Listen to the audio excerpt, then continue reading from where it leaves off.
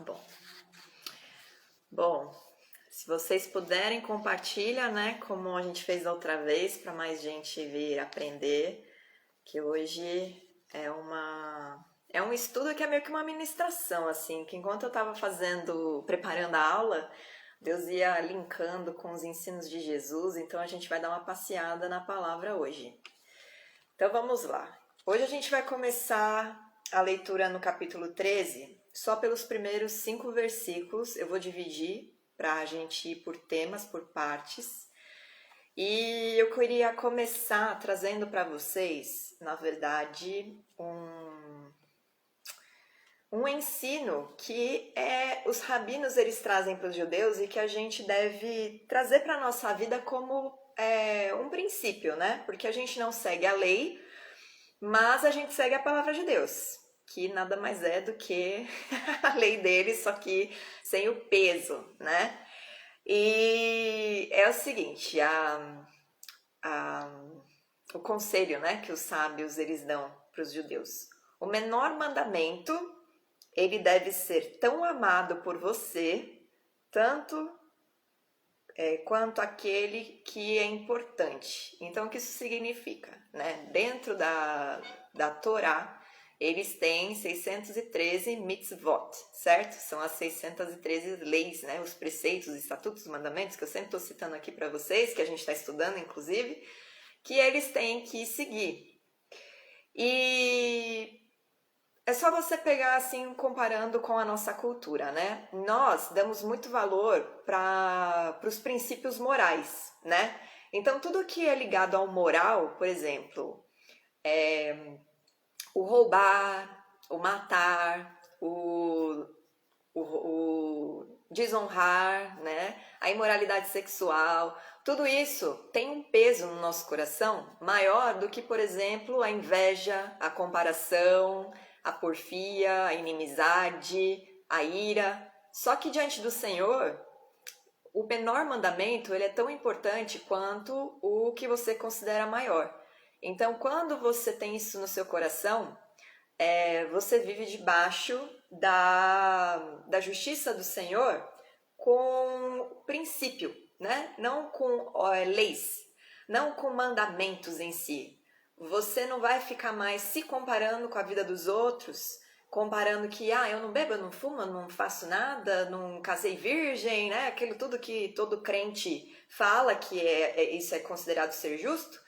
Você não vai mais ficar usando esses parâmetros para saber se diante do Senhor você está sendo reto ou não, porque você vai agir por princípio. Então, tudo para você vai ter o mesmo peso. Lembrando que o Deus que você serve é um Deus de justo peso e justa medida, né?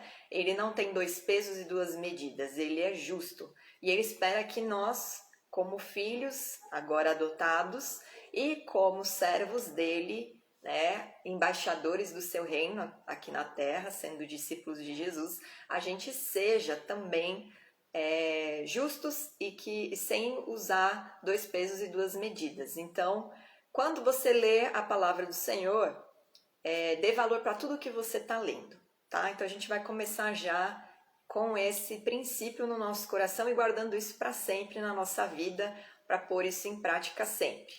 Agora vamos ler os 5 primeiros versículos para a gente começar o nosso estudo.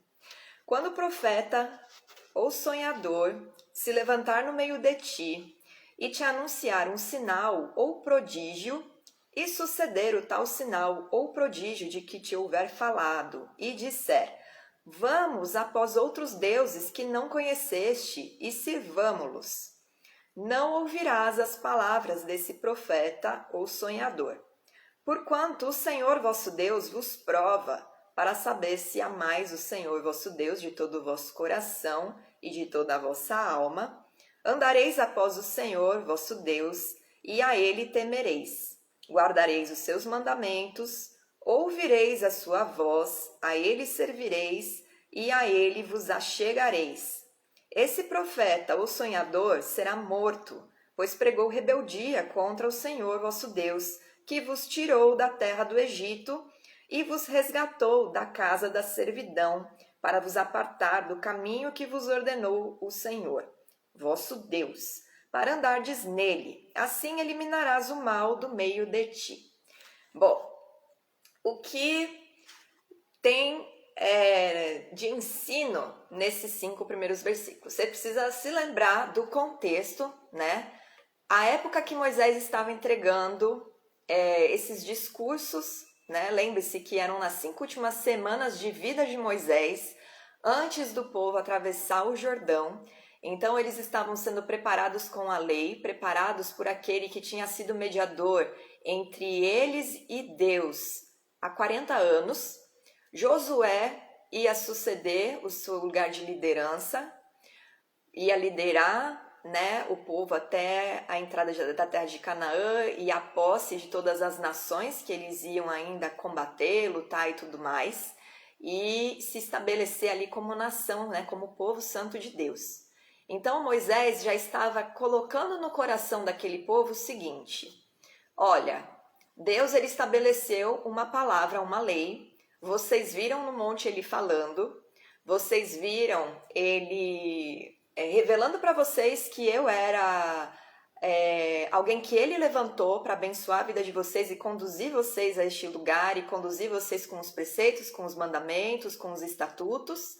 E isso é perpétuo, é para vocês seguirem. Se por acaso alguém vier no meio de vocês ao longo das gerações, porque essa é uma lei que é perpétua, é para o povo de Israel.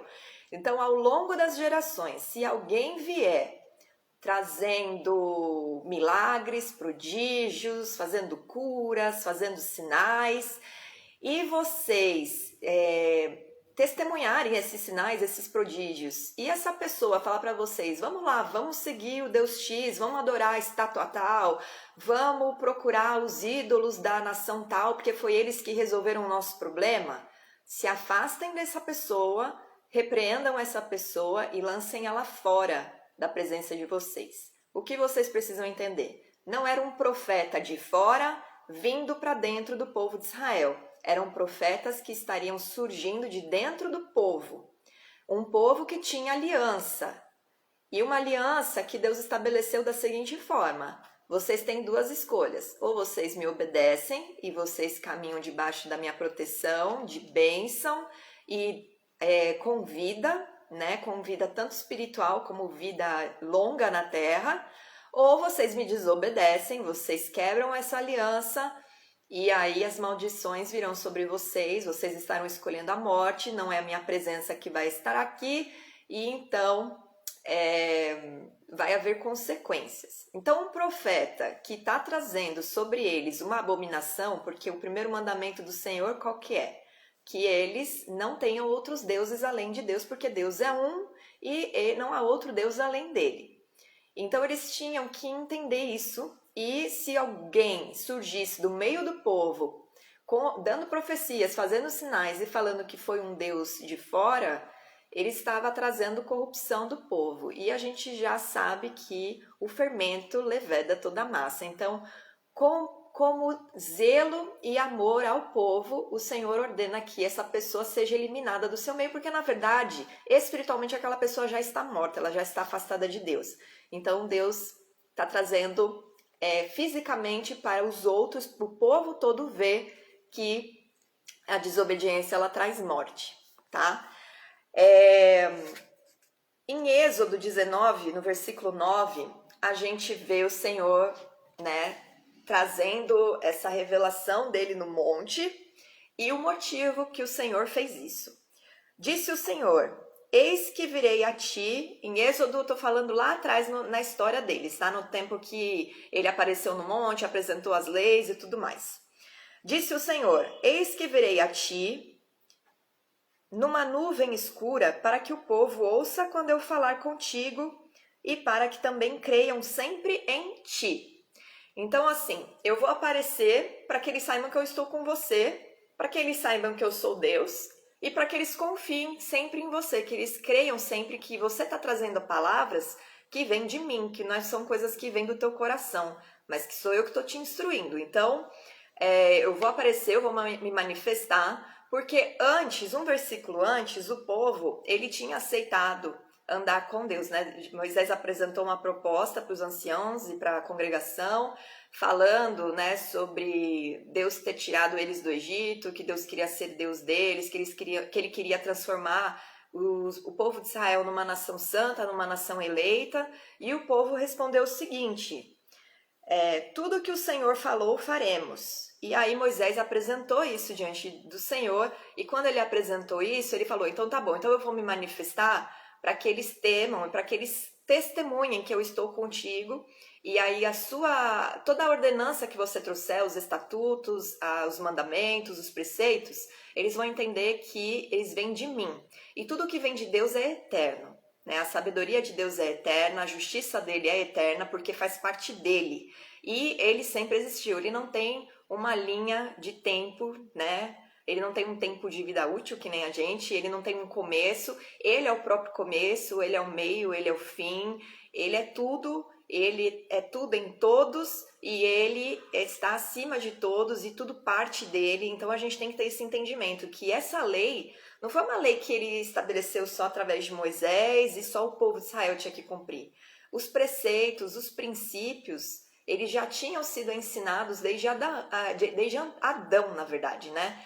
Adão passou para os seus filhos, tanto que eles apresentam sacrifício diante do altar para o Senhor.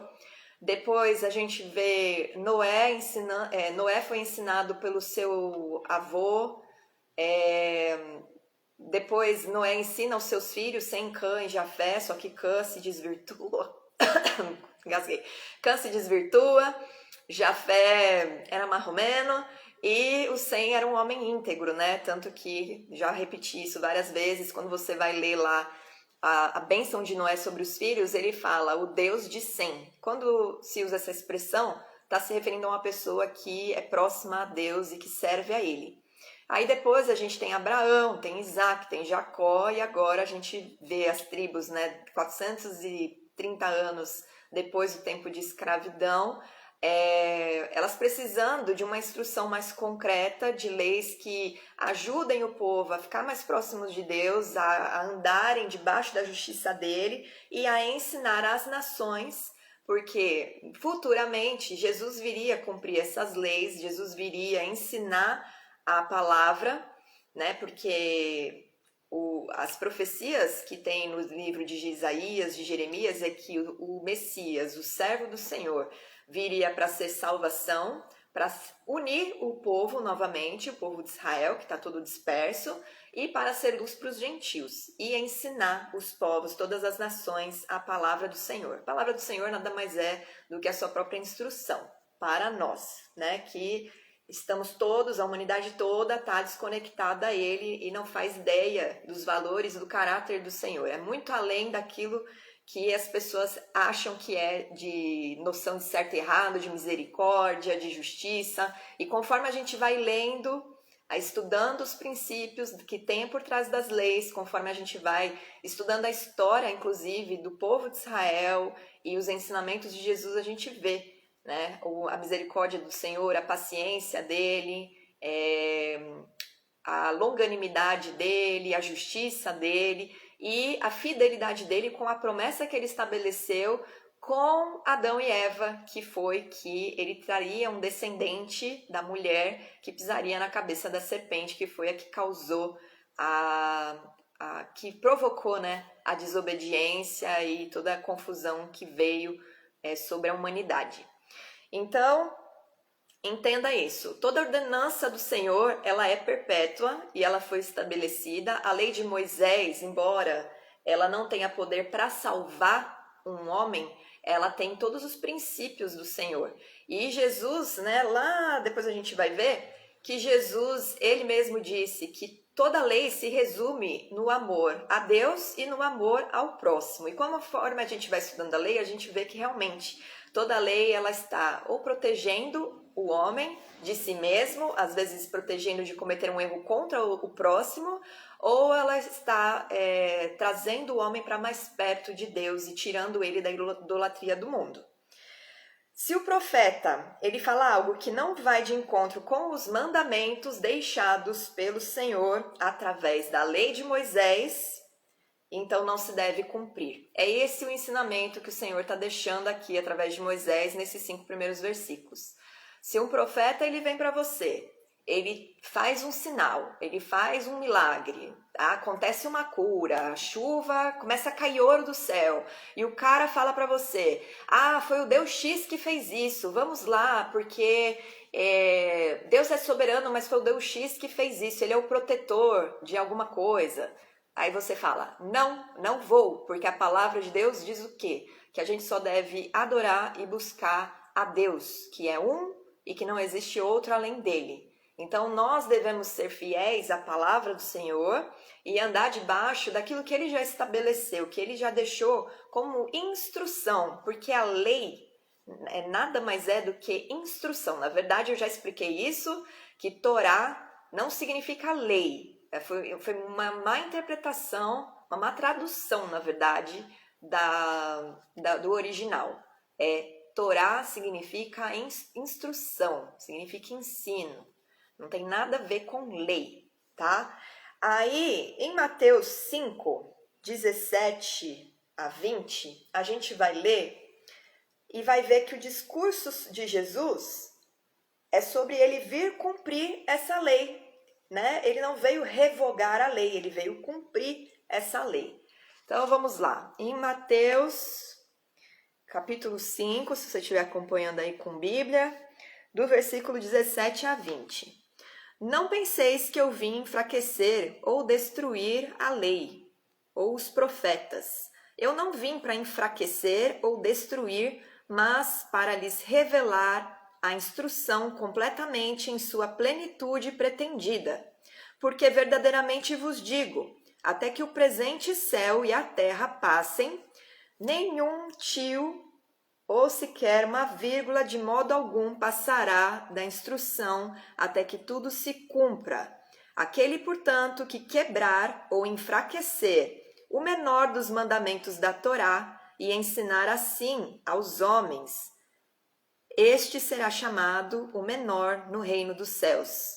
Mas aquele que os cumprir e ensinar os mandamentos, o mesmo será chamado grande no reino dos céus. Porque eu vos digo que se a sua justiça não for superior à justiça dos fariseus e escribas, de modo algum entrareis no reino dos céus. Então, Jesus está falando exatamente aquele princípio que eu trouxe para vocês no início, né? Não despreze os pequenos mandamentos, tenha no seu coração que todos eles têm o mesmo peso diante do Senhor. E não ensine que a instrução não é válida. A instrução ela não salva, o que salva é a sua fé em Jesus. Porém, a instrução ela é o leite espiritual, já aprendemos isso umas 2 aulas atrás, que nos dá base para que a gente compreenda as coisas espirituais, para que a gente tenha conexão com o Senhor e para que a gente entenda o que verdadeiramente é ser santo, ser justo e andar em retidão e ser um discípulo de Jesus. Aí, na sequência, eu vou trazer um outro versículo que é o do Salmo 119, o versículo 160, que fala sobre a perpetuidade da palavra do Senhor, né? As tuas palavras são em tudo verdade, desde o princípio, e cada um dos teus justos juízos dura para sempre. A palavra que o Senhor estabelece, ela é perpétua, ela é eterna, ela é para sempre. E a gente tem que levar isso a sério, para parar de cometer erro, na verdade, por falta de entendimento. Porque muita gente fica achando que o fato de estar na graça, de receber a salvação pela graça, não precisa fazer mais nada. Eu já aceitei Jesus, então pronto, minha vida tá ganha, tô com Jesus e acabou. Eu fui lavado, remido de todos os meus pecados, não existe maldição, posso entrar onde eu quiser, posso fazer o que eu quiser. E não é bem assim, porque o mundo espiritual continua aí e o adversário continua rondando ao nosso redor, só esperando a gente abrir uma brecha para ele roubar exatamente essas bênçãos que o Senhor entregou para nós e fazer com que a gente caia de novo, que a gente volte para o pecado e perca a salvação. Nós devemos entender a justiça de Deus e conhecer os seus preceitos para que possamos discernir os profetas, ainda de que digam que são do Senhor, que são profetas do Senhor. Porque esses profetas aqui eram profetas do meio do povo que Moisés estava alertando. E da mesma forma, agora, na Igreja de Cristo, nós, exatamente, Roberto, é necessário desenvolver a salvação. No corpo de Cristo existem também os falsos profetas e Jesus alerta a gente, né? A gente vai daqui a pouquinho ver a instrução de Jesus acerca dos falsos profetas, mas antes da gente entrar nesse tema, eu vou mostrar para vocês um exemplo que aconteceu com o povo de Israel sobre falsos profetas que vieram, que contaminaram o povo, que tiraram o povo do caminho reto, que fizeram o povo errar. E o povo não soube ouvir os verdadeiros profetas. Eles, na verdade, rejeitaram os profetas que o Senhor trouxe. Muitos foram presos, muitos foram mortos.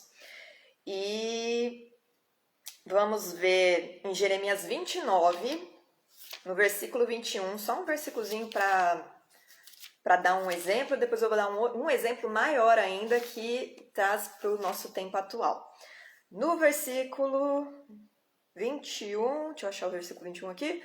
Assim diz o Senhor dos Exércitos, o Deus de Israel, acerca de Acabe, filho de Colaías, e de Zedequias, filho de Maacéias, que vos profetizam falsamente em meu nome. Então eram dois homens que eram da tribo de Israel, que estavam profetizando falsamente. O Senhor estava trazendo sentença sobre estes homens. Eis que os entregarei nas mãos de Nabucodonosor, rei da Babilônia, e ele os ferirá diante dos vossos olhos. Daí surgirá nova espécie de maldição entre os exilados de Judá que estão na Babilônia. O Senhor te faça como a Zedequias e como a Acabe, os quais o rei da Babilônia assou no fogo, porquanto fizeram loucuras em Israel.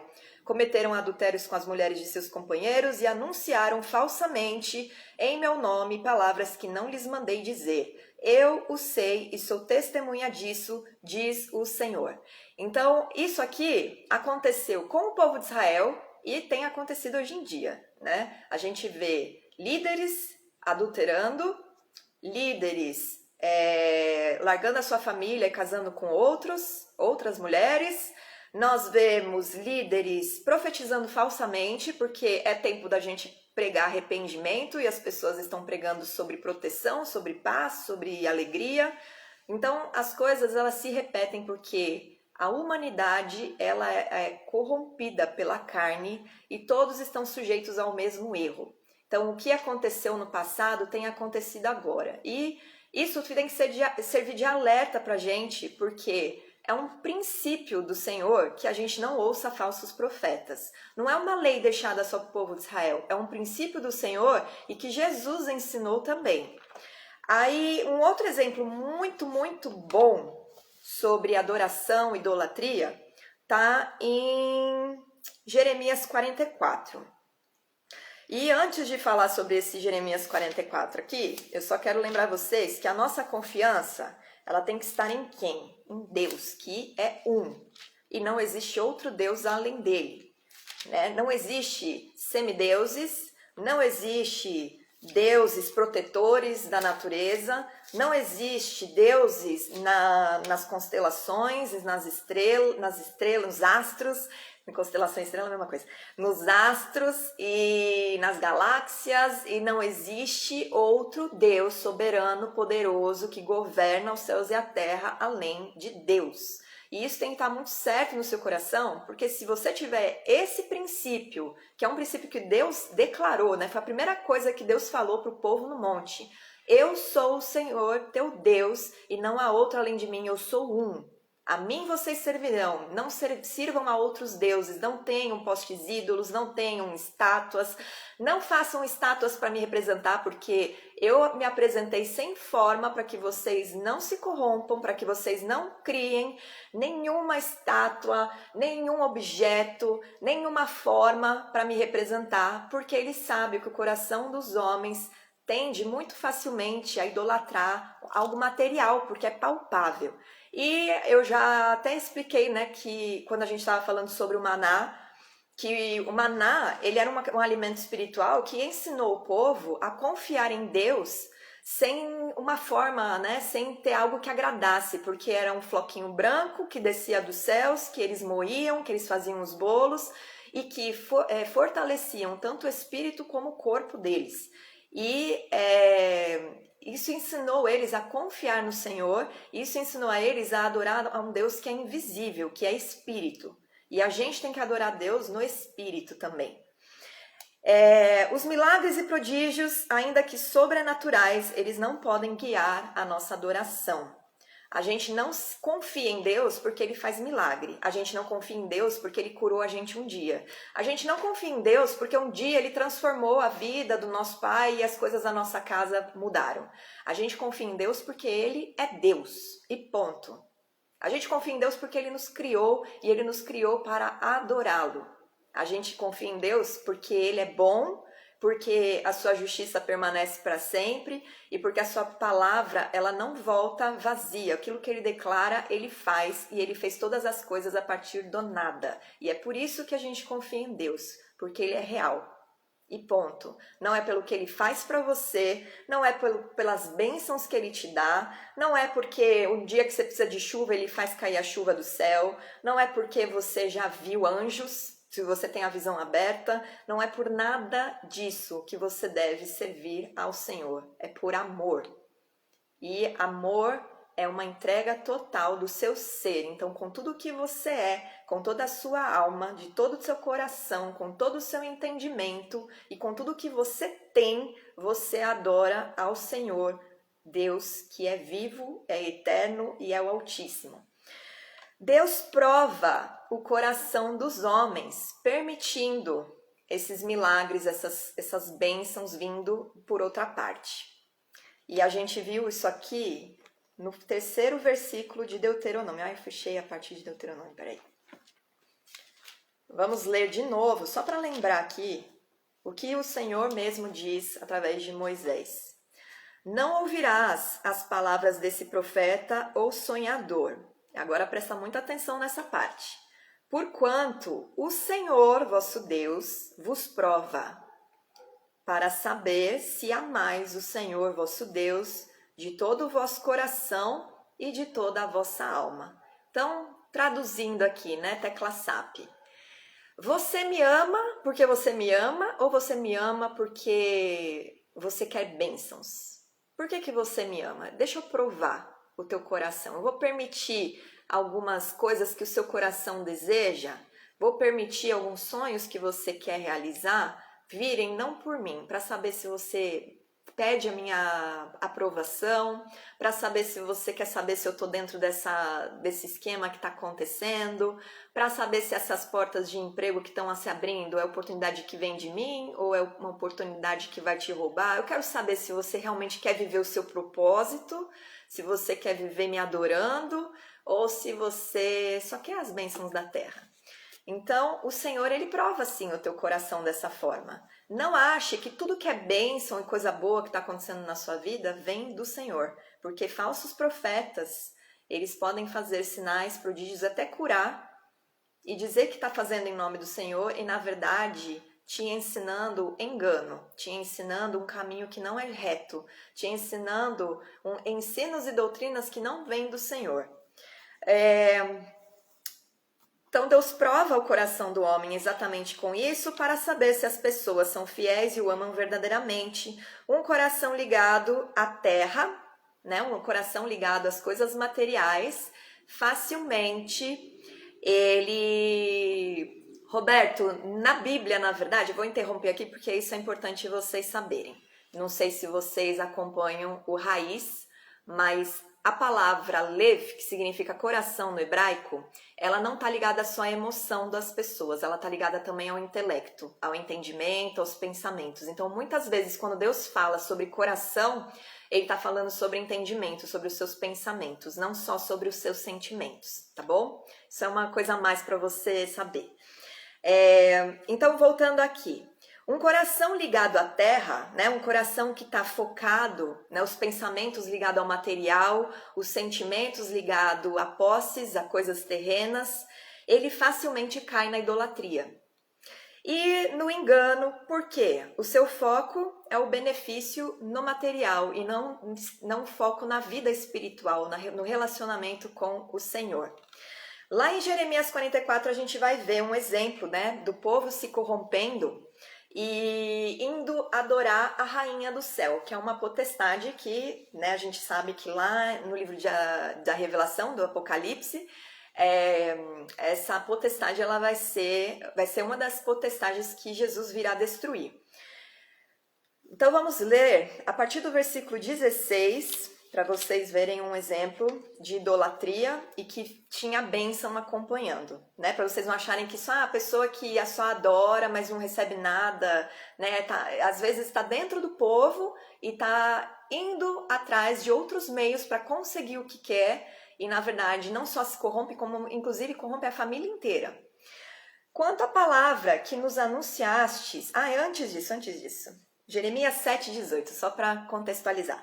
Os filhos apanham lenha, os pais acendem o fogo e as mulheres amassam a farinha para fazerem bolos à rainha dos céus e oferecerem libações a outros deuses para me provocarem a ira. Então, assim, as famílias que deveriam ser famílias que servem ao Senhor, né? Lembrando que para o Senhor é papel dos pais que você instrua o ensinamento do Senhor, a reta justiça, e você deve não só ensinar os seus filhos, né? Você não deve só praticar como você deve ensinar, e você deve ensinar os seus filhos e os filhos dos seus filhos, ou seja, há uma instrução que é de geração em geração passada pelos próprios pais. Isso não é papel de pastor, de escriba, de sacerdote, nem no tempo de Israel, nem agora. Esse é um papel dos pais, ensinar a instrução.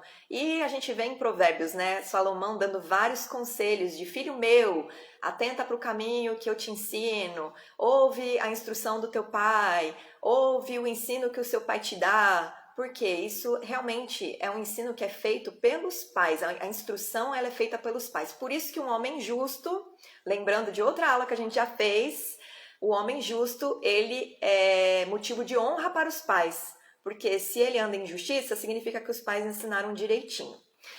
E aí vamos voltar lá para Jeremias 44, versículo 16, que diz assim: quanto à palavra que nos anunciaste em nome do Senhor, não te obedeceremos a ti. Antes, certamente, toda a palavra que saiu da nossa boca, isso é o povo respondendo para Jeremias, tá? Esse povo idólatra respondendo para Jeremias, que Jeremias estava alertando eles do mal que eles estavam trazendo sobre eles, né? Todo o juízo do Senhor ia cair sobre eles por conta da rebeldia, da idolatria, deles virarem o rosto e não quererem ouvir para se arrependerem, para se consertarem. E aí a resposta deles é exatamente, você está anunciando em nome do Senhor, mas a gente não vai obedecer você. Por quê? Antes, certamente, toda palavra que saiu da nossa boca, isto é, queimaremos incenso à rainha dos céus e lhes ofereceremos libações, como nós, nossos pais, nossos reis e nossos príncipes temos feito. Nas cidades de Judá e nas ruas de Jerusalém, tínhamos fartura de pão, prosperávamos e não víamos mal algum. Então, enquanto eles estavam lá adorando a rainha dos céus e apresentando libações aos deuses, dentro da terra que era santa e era eleita, né? A gente viu na aula anterior que a região do Monte Sião é um lugar marcado pelo Eterno. É um lugar onde ele escolheu para trazer as bênçãos sobre as nações, o ensino da sua palavra, da sua justiça. E... deixa eu beber um pouquinho de água aqui que você com minha garganta. Ele escolheu esse lugar para ser o local onde a sua justiça seria, sua instrução, a sua justiça seria ensinada para todas as nações, e eles estavam colocando exatamente na cidade santa, na cidade eleita pelo Senhor, que ele amava, ídolos, idolatria, adoração à rainha dos céus, que é uma potestade abominável aos olhos do Senhor, e insistindo em fazer isso. E ainda eles dizem, a gente estava sendo abençoado quando a gente fazia isso. Agora, desde que nós cessamos de queimar incenso à rainha dos céus e de lhe oferecer libações, tivemos falta de tudo e fomos consumidos pela espada e pela fome. Quando queimávamos incenso à rainha dos céus e lhes oferecíamos libações, Acaso lhes fizemos bolos que a retratavam e lhe oferecemos libações sem nossos maridos? E aí depois Jeremias apresenta, né, o juízo e ele fala, a consequência do que está acontecendo, na verdade, é porque Deus já cansou e ele vai trazer o juízo sobre vocês. E eles estavam ainda insistindo, né? E o Senhor fala que ele disciplina aqueles que ele ama. Então, o fato de estar acontecendo mal era para mostrar para o povo a consequência do ato deles. Mas eles estavam depositando a confiança deles nas bênçãos. E isso muita gente faz hoje em dia. Ah, mas eu tô nesse lugar, mas eu tô sendo abençoado, então por que eu vou sair daqui?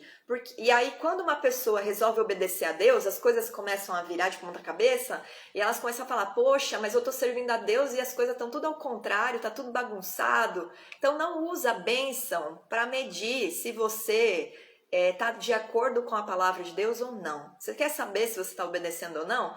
Examina o teu coração, examina a tua mente, examina os teus pensamentos, examina a tua conduta e compara com a palavra. Se você estiver obedecendo a palavra, se você estiver agindo em justiça, em retidão, se você está irrepreensível diante do Senhor, só apresenta a tua causa diante dele, sem murmurar, só apresenta e espera, porque ele socorre os seus. Agora, se você comparar e ver, poxa, eu tô invejando, eu tô comparando, eu tô irritadiço, eu tô xingando as pessoas, eu tô cobiçando. Na verdade, tem vícios que eu não consegui largar ainda porque eu fico dando desculpa. Então você não tá tão reto assim, você mesmo tá abrindo brecha para a sua vida. Desenvolver a salvação é você aprender, conhecer a palavra e começar a praticá-la, a crescer nessa vida de retidão. E quanto mais você vai amadurecendo espiritualmente, mais você vai largando, né, o passado para trás, os seus costumes para trás, as tradições para trás, e mais debaixo da justiça do Senhor você vai caminhando. Lembrando-se que enquanto a gente está se esforçando em viver a palavra do Senhor, ainda que a gente tropece, o Senhor cobre a nossa vida com o seu amor, porque o amor de Deus cobre uma multidão de pecados, e Ele nos ajuda, né? Ele perdoa e nos ajuda, ele vai nos ajudando. Mas a gente não pode dar lugar para a transgressão, achando que tá tudo bem só porque Jesus já morreu por mim na cruz mesmo e o sacrifício perfeito foi feito e acabou. Então aqui tem um exemplo muito grande sobre idolatria e a gente pode linkar com o tempo de hoje, né? Porque há várias rainhas dos céus por aí, há vários espíritos de idolatria e o espírito de engano, enganando inclusive o povo dentro da igreja, no meio cristão. Então abandona as pessoas, os ídolos que você acha que intercedem por você, porque a palavra ela é muito clara em dizer que só existe um mediador entre Deus e o homem, que é Jesus. Não existe outro meio de você pedir socorro ao Senhor ou do Senhor atender o seu clamor, se não for através de Jesus. Ah, mas eu fiz e aconteceu. A gente acabou de ver que a Rainha dos Céus atendeu o pedido do povo de Israel também. Só que isso causou destruição e morte no futuro. E é isso que acontece. Eu não estou querendo fazer aqui um terrorismo, mas é um fato. Se você está fora da palavra de Deus, a consequência é a morte. Ele fala para você escolher entre obedecer ou desobedecer. A escolha é sua, mas o recado está dado. Não adorar falsos deuses e ídolos e ouvir falsos profetas é um mandamento que não é só para o povo judeu, mas para o povo gentil também. E está lá em Atos 15, no versículo 28 e 29, quando os discípulos estavam discutindo quais leis os gentios deveriam cumprir. Será que eles deveriam ser circuncidados? Será que eles não deveriam se tornar judeus? Como que eles fizeram, né, para chegar num consenso? Oração, jejum e o Espírito revelou e eles trouxeram para os gentios, então, a resposta. Pois pareceu bem ao Espírito Santo e a nós não vos impor maior encargo além destas coisas essenciais, que vos abstenhais. Abster-se é abandonar das coisas sacrificadas a ídolos, bem como do sangue, da carne de animais sufocados e das relações sexuais ilícitas. Destas coisas, ilícitas, né? Destas coisas fareis bem se vos guardardes. Então, tá aqui que essa é uma lei que se deve cumprir de fato e levar a sério. E Jesus, ele cita Deuteronômio 6, versículo 5, como principal mandamento. Lá em Mateus, de novo, vamos para Mateus. Eu falei que hoje a gente ia passear pela Bíblia, né? Para fazer os links. Mateus, capítulo 22.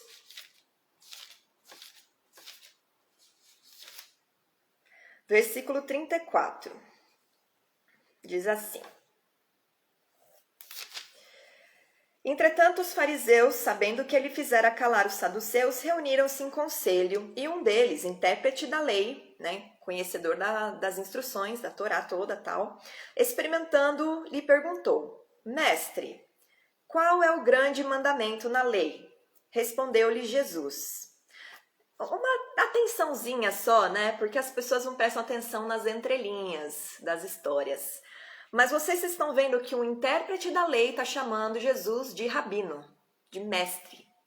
Então Jesus ele era conhecido como alguém que conhecia a palavra, que instruía, que tinha sabedoria. O problema destes homens era o coração duro para reconhecer Jesus como Messias. Que fique claro, eles reconhecem a sabedoria do Senhor, mas eles não conseguem enxergar o Senhor Jesus como o Messias que eles estavam esperando e que eles debatiam todos os sábados lá na sinagoga, né, juntos, na congregação e tal. Mestre, qual é o grande mandamento na lei? E Jesus respondeu: Amarás o Senhor teu Deus de todo o teu coração, de toda a tua alma e de todo o teu entendimento. Este é o grande e primeiro mandamento. O segundo, semelhante a este, é: amarás o teu próximo como a ti mesmo. Destes dois mandamentos dependem toda a Torá, toda a lei e os profetas. Então, Jesus estava sendo muito claro em mostrar que ele conhecia as instruções do Senhor, ele seguia essas instruções, ele está nos ensinando que nós devemos entendê-las como princípio e que é a base, né? Amar ao Senhor e amar ao próximo, na verdade, é um resumo de toda a lei e de todo o livro dos profetas. Aí vamos dar sequência, tem um outro trecho que Jesus alerta sobre os falsos profetas, que está em Mateus 7. Então, para você ver que o próprio Jesus alerta sobre os falsos profetas e princípio, né? De novo, toda lei, ela carrega um princípio. Você conhecendo o princípio, você aplica na sua vida sem achar que, ai meu Deus, estou me enjudaizando, porque realmente não é obras de lei que vão te salvar, é a tua fé em Jesus, mas você caminhar em princípio, você vai desenvolver a sua salvação. Então, lá no versículo 15 do capítulo 7 de Mateus, acautelai-vos dos falsos profetas que se vos apresentam disfarçados em ovelhas, mas por dentro são lobos roubadores. Pelos seus frutos os conhecereis. Colhem-se, porventura, uvas dos espinheiros ou figos dos abrolhos? Assim, toda árvore boa produz bons frutos, porém a árvore má produz frutos maus. Não pode a árvore boa produzir frutos maus, nem a árvore má produzir frutos bons. Toda árvore que não produz bom fruto é cortada e lançada ao fogo. Assim, pois, pelos seus frutos os conhecereis. E que frutos são esse? O fruto do Espírito. Fruto do Espírito, Gálatas 5, versículo 22. O fruto do Espírito é amor, alegria, paz, longanimidade, benignidade, bondade, fidelidade, mansidão, domínio próprio. Ao viver os princípios do Eterno, você vai desenvolver isso. É isso que você vai começar a desenvolver e a ter como o seu caráter e como a sua mente. É esse fruto do Espírito aqui. Nem todo. Aí aqui entra algo que vocês devem guardar assim muito firme no coração de vocês, para que vocês se protejam dos ensinos enganosos, das doutrinas vãs, dos falsos profetas, dos falsos mestres, dos dogmas, dos sofismas, que é o seguinte: nem todo que me diz Senhor, Senhor, entrará no reino dos céus, mas aquele que faz a vontade de meu Pai que está nos céus. Muitos naquele dia hão de dizer-me: Senhor, Senhor, porventura não temos nós profetizado em teu nome, e em teu nome não expelimos demônios, e em teu nome não fizemos muitos milagres? Então lhes direi explicitamente: Nunca vos conheci. Apartai-vos de mim, os que praticais a iniquidade. Todos aqueles que trabalham contra os princípios do Senhor, contra a própria lei do Senhor, que carrega os seus princípios, a sua justiça, né, o seu caráter, estes não serão vistos como servos do Senhor, serão vistos como pessoas desconhecidas. E repara, mas a gente profetizava no teu nome, mas a gente expelia demônios no teu nome, mas a gente fez muitos milagres em teu nome. O fato da pessoa se autodeclarar cristã não significa que ela esteja fazendo algo debaixo da reta justiça. E isso vocês têm que ter muito, muito, muito firme no coração de vocês, porque o Senhor, Ele está separando o seu povo do engano, da mentira, com a instrução reta, querendo que o povo se conserte, se arrependa, para que não seja roubado por aqueles que são falsos profetas, como está lá no versículo 15, e se apresentam disfarçados em ovelhas, mas por dentro são lobos roubadores. E lobo roubador não significa que vai roubar suas finanças. O lobo roubador, ele rouba a tua vida, a tua alma. Ele conduz você para a morte espiritual. Então toma cuidado. E como que você se protege? Conhecendo os preceitos do Senhor. Por isso que a gente está fazendo esse estudo de Deuteronômio, para que vocês conheçam os princípios, conheçam a reta justiça e passem a viver debaixo dela, né? Não praticando leis, não praticando obras de leis, mas conhecendo os princípios que tem por trás destas leis, para que vocês acolham, vivam, porque o Senhor, ele não aboliu a lei, né? A gente já leu que Jesus mesmo disse que não veio revogar a lei. E o próprio Eterno, em Jeremias, ele fala que ele imprimiria a sua lei no coração e gravaria na nossa mente, com o Espírito do Senhor. O próprio Espírito do Senhor nos faz nos lembrar da sua reta justiça. E todos os ensinamentos dos apóstolos, minha gente, está pautado na instrução. Todos os ensinamentos de Jesus estão pautados na instrução, porque a instrução é o leite espiritual. Você precisa do leite para você depois poder receber alimento sólido, não por etapas, tá bom?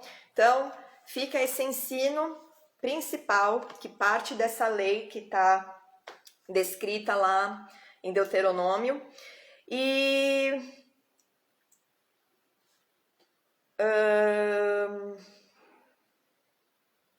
Deuteronômio agora de novo, 13. Vamos para a próxima etapa que está nos versículos 6 a 11. Então vamos voltar lá. Esse é um capítulo que é curto, mas que é cheio de coisa séria para a gente guardar para a nossa vida, né? Se teu irmão, filho da tua mãe, ou teu filho, ou tua filha, ou a mulher do teu amor, ou teu amigo que amas como a tua alma te incitar em segredo, dizendo: vamos e sirvamos a outros deuses que não conheceste, nem tu nem teus pais, dentre os deuses dos povos que estão em redor de ti, perto ou longe de ti, desde uma até a outra extremidade da terra, não concordarás com ele, nem o ouvirás. Não olharás com piedade, não o pouparás, nem o esconderás, mas certamente o matarás. A tua mão será a primeira contra ele para o matar, e depois a mão de todo o povo. Apedreja-lo-ás até que morra, pois te procurou apartar do Senhor teu Deus, que te tirou da terra do Egito, da casa da servidão. E todo Israel ouvirá e temerá, e não se tornará a praticar maldade como esta no meio de ti. Quando em alguma das tuas cidades, que o Senhor... Aqui já é outra parte, calma. Parece, né, pesado isso. Nossa, mas Deus está mandando matar, Deus não é amor. Mas o Senhor, ele está protegendo o seu povo. Se essa pessoa, na verdade, ela já se corrompeu, ela não pode trazer corrupção para o resto do povo por causa da responsabilidade que esse povo tinha diante do Senhor, da aliança. Então o Senhor, na verdade, ele estava com esse juízo sobre essa vida, trazendo temor sobre Israel. E a gente já conhece a história, né? Lá em Êxodo, em Números, a gente vê que Deus trouxe esse juízo sobre aqueles que tentaram trazer rebeldia e afastar o povo do Senhor. Então, o Senhor, ele zela pelo seu povo. O seu povo é como uma pérola preciosa. Se alguém ali resolve se corromper e resolve não apenas se corromper, mas trazer outros para a corrupção, Deus ama tanto o povo que protege o povo desse mal. É assim que você precisa entender. Não achando que Deus castiga, que Deus é opressor, porque existe uma aliança feita aqui. Existe uma aliança feita aqui com o povo. Então não se deve quebrar uma aliança, porque Deus não quebra a parte dele. Ele é fiel e ele espera a nossa fidelidade.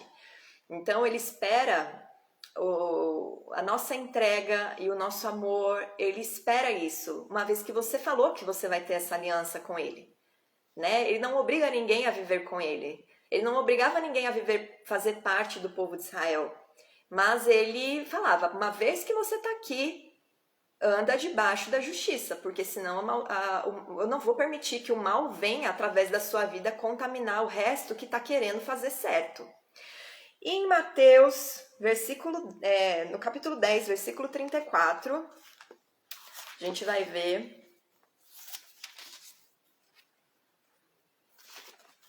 versículo 34, a gente vai ver que Jesus, ele traz, né, porque você viu lá, quem são estes que você deve caguetar, né, dedurar? São os que são próximos a você. Se existe alguém próximo a você que fala para você se corromper, você deve aborrecê-lo, né? É essa instrução que Jesus dá depois. Não penseis que vim trazer paz à terra, não vim trazer paz, mas espada, pois vim causar divisão entre o homem e seu pai, entre a filha e a sua mãe, e entre a nora e a sua sogra.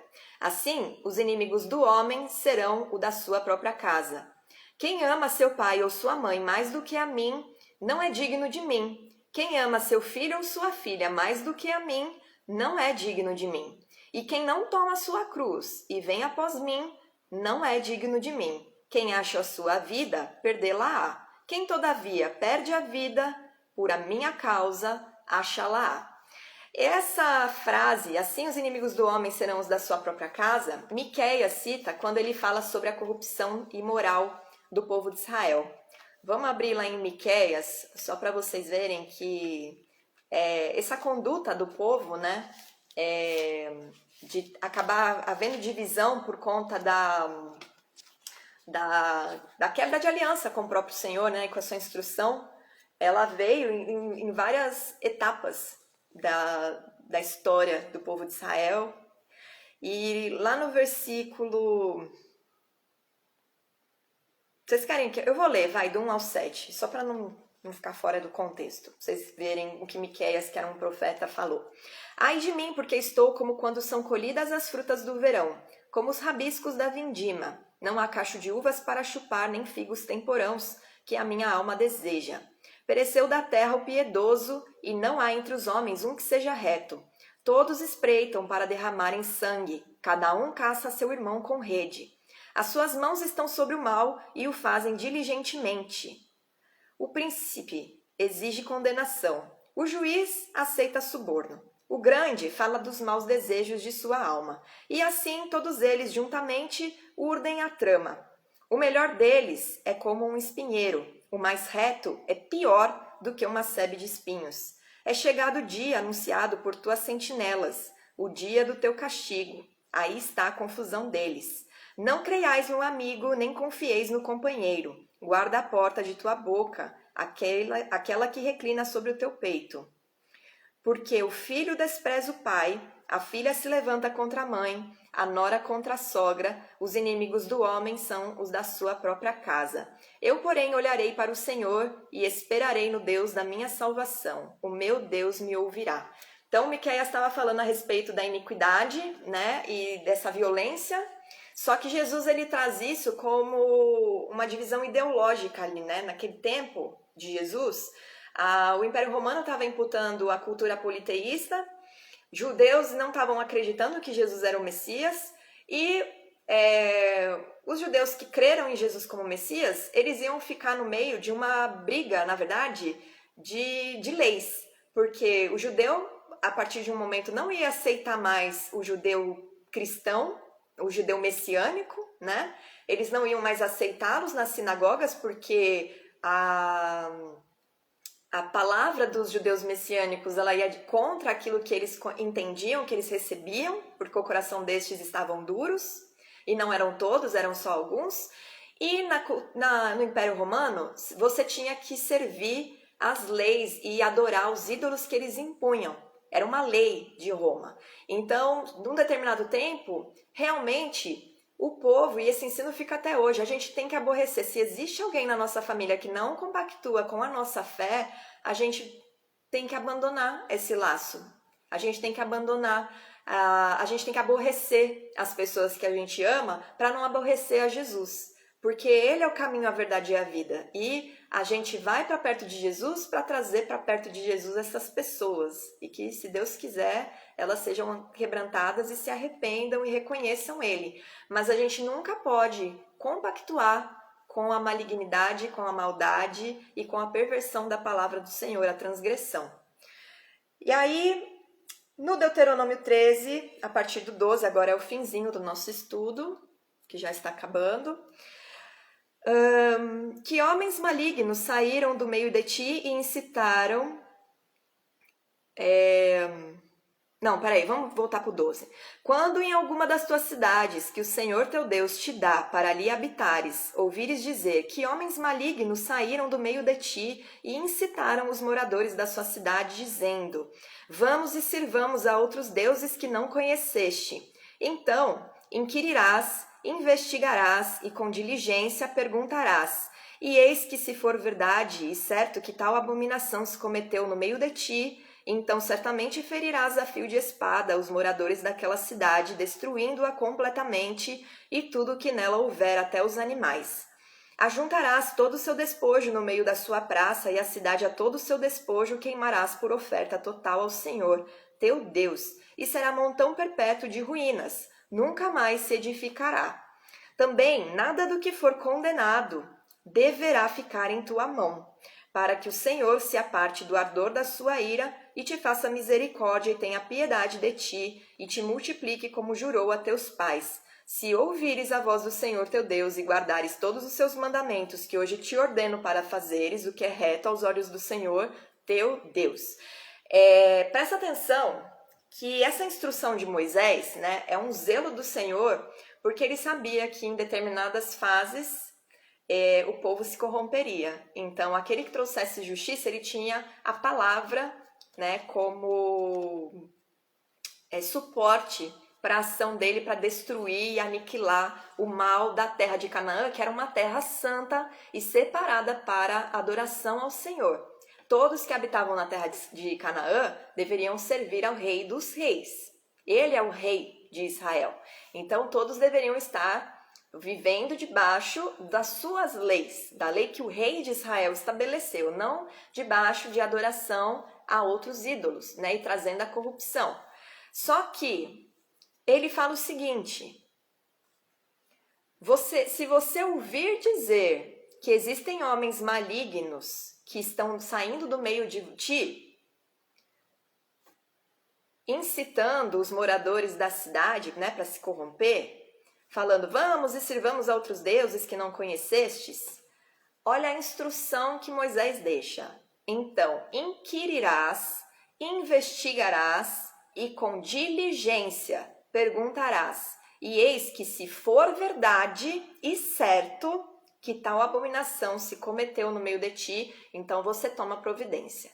Então, existe, antes de você ir julgar, antes de você trazer juízo, existe 3 coisas que você deve fazer. Você deve averiguar, você deve investigar com diligência e perguntar. Você não pode só de ouvido, rumor, tá tendo um rumor de que lá tá acontecendo isso. Então vamos lá e vamos destruir tudo. Não, vai atrás de saber se isso é verdade, analisa, questiona, investiga diligentemente e apura os fatos. Se isso de fato está acontecendo, então você toma uma providência. Essa é a justiça do Senhor. Ele não traz juízo sem antes analisar as coisas. E ele manda que a gente seja assim. A gente não pode trazer juízo e julgamento por fofoca, por rumor, por disse-me-disse, mas a gente deve investigar com os nossos próprios olhos e analisar se aquilo realmente está acontecendo ou não.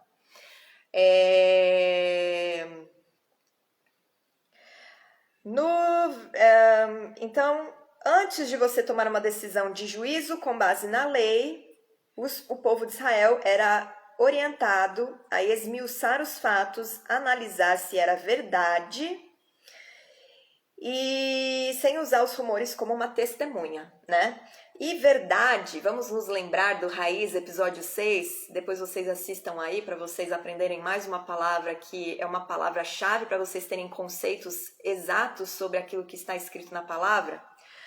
A palavra Emet, que significa verdade, ela é composta por 3 letras, Aleph, Mem e Tav. Aleph, primeira letra do alfabeto hebraico. O Mem está bem no meio, está entre as palavras que estão no meio, e o Tav é a última palavra. Isso para eles já traz uma conotação de que a verdade, ela precisa ser investigada, o princípio, o meio e o fim. Você não pode tomar como verdade a sua verdade, você tem que analisar fatos, você tem que averiguar e você tem que buscar como é que fala? Uma harmonia de todos os fatos que você está investigando. Para você ter, porque existe a verdade absoluta, que é o que Deus estabelece. E para você saber se algum acontecimento na sua vida é verdade ou não, se alguma fofoca é verdade ou não, você deve partir desse conceito de analisar, de investigar, de inquirir, de ir perguntar, de ir a fundo saber se aquilo mesmo está acontecendo, se aquilo aconteceu, para você não tomar um juízo precipitado, fazer um julgamento precipitado e tomar uma decisão precipitada e injusta com a pessoa que está envolvida na situação. E é isso. Acabei. E o Senhor ainda ordena, né, que tirem os despojos e queimem tudo, não fiquem com nada, porque aquela cidade cometeu uma abominação, então ela ficar em ruína, na verdade ela seria um memorial para as outras gerações de que quando se comete uma iniquidade diante do Senhor, quando se transgride a lei do Senhor, principalmente de idolatria, o Senhor, ele traz destruição, né? Porque ele tira a sua mão, a sua proteção e permite o mal. Vocês têm dúvidas? Eu tô vendo um monte de comentários aqui, eu não consegui acompanhar nada, porque senão eu ia perder o raciocínio. Mas alguém tem dúvida? Alguém quer perguntar alguma coisa?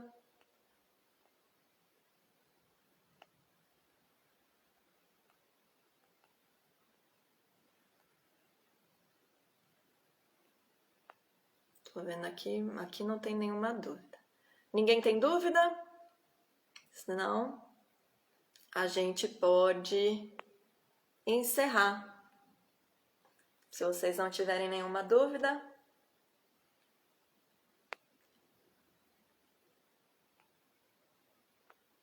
Vocês gostaram das informações? Compartilhem esse estudo, eu vou deixar salvo no IGTV e eu também vou salvar no YouTube. Aí, se vocês conhecem alguém que se interessaria nesse estudo de Deuteronômio e não tem Instagram, lá no... O que significa... abri aqui, peraí. Se vocês conhecerem alguém que não tem Instagram... Aí vocês podem compartilhar, tá na bio o link com o canal, tá? Aí a Marjorie perguntou aqui, o que significa um pouco de fermento leveda toda a massa? Um pouco de transgressão da palavra pode contaminar o corpo todo.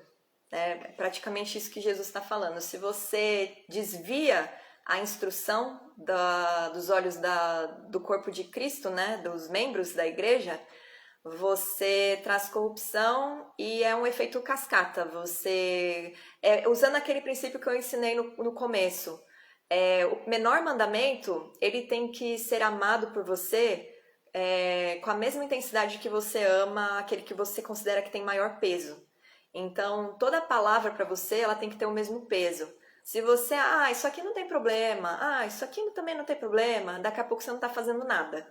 É nesse sentido. E uma pessoa transgredindo a lei e ficando ali no meio, ela vai contaminar o resto. Por isso que depois Paulo até instrui que se uma pessoa ela é repreendida e ela não aceita arrependimento, ela prefere ficar no erro, ela deve ser tirada do corpo, ela deve ser excomungada, né? Porque na verdade ela não está interessada em viver as instruções, ela não está interessada em buscar ser transformada, em moldar o seu caráter com o caráter de Cristo como modelo. Então, o que ela está fazendo ali? Ela está indo ali para trazer divisão, confusão e levar outros para a maldade. Por isso que Deus ele tinha estabelecido essa lei para a terra de Canaã. Né? Se alguma cidade está se corrompendo e vocês analisando, vocês estão vendo que de fato isso está acontecendo, elimina a cidade, porque esse mal não pode contaminar o resto. E um dos problemas que trouxe a divisão entre Reino Norte e Reino Sul foi exatamente a idolatria, né? E depois as profecias de Isaías, de Jeremias sobre Judá, Jerusalém. O Reino Norte foi todo ocupado por estrangeiros, exatamente por conta da transgressão da palavra, porque permitiram a idolatria, permitiram começar com pequenos desvios da palavra e isso acabou contaminando as gerações, porque uma geração repetia o erro da geração anterior, porque era ensinada, né? Os pais iam ensinando a transgressão para os seus filhos. Então, é basicamente isso. Certo?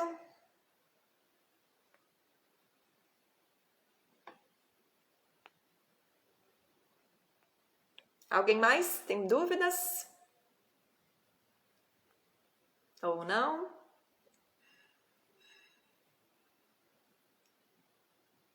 Pessoal, muito obrigada pela participação de vocês. Espero que vocês tenham gostado. E aí, vai ficar salvo. É só vocês compartilharem aí com quem vocês sabem que precisa aprender mais. E sexta-feira que vem a gente vai para o capítulo 14, tá bom?